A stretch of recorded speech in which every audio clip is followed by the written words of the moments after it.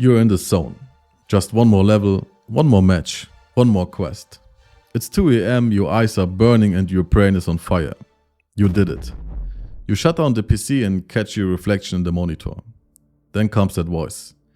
Maybe it's your parents, your partner, or your own, saying you're wasting your life playing video games. We've all heard it. That subtle judgment that gaming isn't productive or valuable. That it's just a mindless escape while the truly successful people out there are grinding for real-world success. Whatever that even means. But is that really the case? I myself, for example, have a strange love for Korean MMOs, and I definitely spent my fair share of hours in front of the PC because of it. Accordingly, I have experienced the entire spectrum myself. From feelings of guilt because I should be doing something productive, to the joy, the hype, or the feeling of happiness that gaming can bring. For this reason, I have been thinking a lot about this lately, and I would like to share my thoughts with you in this video. So, are video games really a waste of time? Quick note before we dive in, this isn't about telling you what to do with your life. I'm not here to judge what's right or wrong. I just want to offer a few different perspectives that might help you think more clearly about your own relationship with gaming. Let's start with the big question. Why are video games even considered a waste of time in the first place? Our society is obsessed with productivity. This idea that every minute of your day should be spent working towards something real. Get good grades, land a good job, buy a nice car, upgrade to a bigger house. Always climbing higher up the ladder. But let's look at it from a more neutral standpoint. In the grand scheme of things, none of that has inherent meaning. Think about it. Why is grinding for a promotion more valuable than grinding for a legendary weapon? Why is owning a Lamborghini considered more meaningful than earning 100% achievements in World of Warcraft? But the Lambo is real, people say. Is it though? It's just metal and rubber that will eventually rust. Your gaming achievements are just pixels that will disappear one day when the servers go down. From a cosmic perspective, both are equally temporary. Now, I'm not saying there's no difference at all. Achievements in real life often, but not always, have a more lasting impact. They can build towards something bigger in ways that individual gaming accomplishments might not. But I do think we've been sold a very specific idea of what counts as valuable. And it just so happens to be a definition that keeps the economic machine running. The truth is, meaning is subjective. It's something we create, not something that objectively exists in certain activities but not in others. The hours you spend doing something that genuinely brings you joy aren't wasted, just because society doesn't assign them economic value. And let's be honest, how many people actually feel fulfilled by the so-called productive activities they force themselves to do?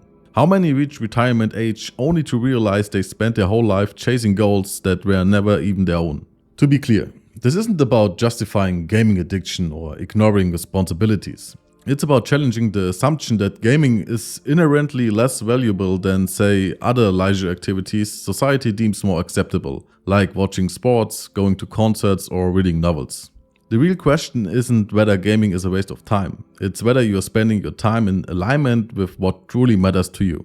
Now let's talk about why so many people are drawn to video games in the first place. Why do millions of us choose to spend our free time in virtual worlds instead of the physical one? Well, our world has changed dramatically in the recent decades. We are more connected than ever, and yet many people feel increasingly isolated. Social media constantly pushes us to compare our ordinary lives to everyone else's highlight reels. The cost of living keeps rising while wages stagnate. Climate anxiety, political division, economic uncertainty. It's a lot to carry. Achievable goals like owning a home are becoming more and more out of reach for younger generations. For many, they feel completely unattainable. So is it really surprising that people seek refuge in worlds where the rules are clear, progress is measurable, and your actions have immediate, visible consequences? I don't think so. But because of that, we need to be very aware of the intention behind why we play. That intention can range from escape to real joy. And where you fall on that spectrum makes all the difference. You can use games as a drug, a way to avoid dealing with real-life problems or emotions. It's the gaming equivalent of drinking to forget.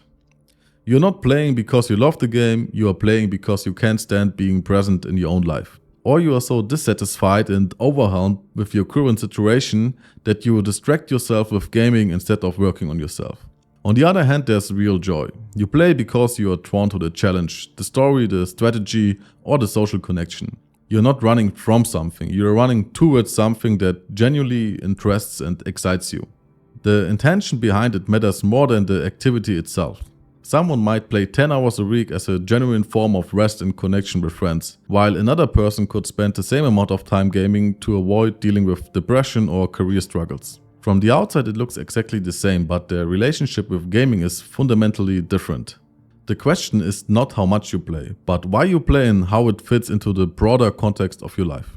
So how do you know if your relationship with gaming is healthy or if it's starting to become a problem? That's tough to recognize yourself, and there's no one-size-fits-all answer. But I have a few suggestions for you that can help you honestly assess where you stand. First, do you play because you genuinely enjoy the experience, or are you using games to avoid dealing with something difficult in your life? It can be both sometimes, but if games have become your primary way of coping with stress, anxiety, or depression, it might be time to reflect on that. Second, consider the opportunity cost. Not everything you do has to be productive, but are you sacrificing things that really matter to you for the sake of gaming? Are you missing out on relationships, your health, or personal goals that are important to you? If gaming is keeping you from living in alignment with your own values, not society's expectations, then it's worth taking a closer look. Third, pay attention to how you feel when you are not gaming. Do you experience withdrawal symptoms like sensibility, anxiety, or trouble focusing on anything else? Can you take breaks easily, or do you find yourself thinking about games even when you're doing something else? Your emotional state outside of gaming can reveal a lot about your relationship with it. Fourth, ask yourself whether you're being honest with yourself and others about your gaming habits. Do you find yourself hiding how much you play or lying about it to friends or family? Secrecy and shame are often signs that something deeper might be going on. And finally, ask yourself this key question. If I keep up my current gaming habits for the next 5 years, will I be happy with the direction my life is heading? This isn't about labeling gaming as good or bad. It's about making sure that gaming fits into the life you're trying to build. Remember, you don't have to live up to some external standard of what's considered acceptable. What matters is being honest with yourself about your own relationship with gaming and whether or not it's actually serving you. A legitimate question that many are now asking themselves. Is it better to give up gaming completely or simply cut down? The answer isn't simple. Just play for an hour a day sounds great in theory, but in practice it's often much harder to stick to. Why? Because video games are designed to keep you hooked. They are built by experts who know exactly how to keep you playing for as long as possible. Think about the mechanics. Reward systems, progress bars, daily quests, time-limited events. All crafted to pull you back in and keep you playing longer. Just 1 hour quickly turns into 2, 3 or 4. Just one more match becomes an entire night. We've all been there. If you find it genuinely hard to control your playtime, or if you have major areas in your life that need attention, then yes, sometimes it's easier to quit entirely. But it's fun. Am I not allowed to enjoy life anymore? Of course it's fun, that's the whole point. But not everything that's fun is good for us, and not everything that's good for us is instantly enjoyable.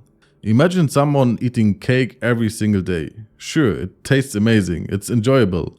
But if that person is overweight and struggling with health issues, wouldn't it make sense to drastically cut back or even quit until things are back on track? The "but it's fun" argument is completely understandable. But fun alone isn't a good enough reason to keep doing something that's actively pulling you away from the life you actually want. If you notice that gaming is holding you back from important life goals, then quitting completely, at least for a while, might actually be the easier path. Sometimes it's simpler to give something up entirely than to try and moderate it. On the other hand, if you have a healthy relationship with gaming, if it enriches your life rather than interfering with it, then there's no reason you have to give it up. In the end, it's your decision, but be honest with yourself. If you catch yourself saying, "I can't stop anytime," or "I've got it under control," but still repeatedly go past your own time limits, that might be a sign that quitting could serve you better. Whew, that was a lot. And honestly, some of these questions were really uncomfortable, at least for me. How about you? Are you wasting your life playing video games? The answer to that is rarely a simple yes or no. But this whole reflection definitely got me thinking.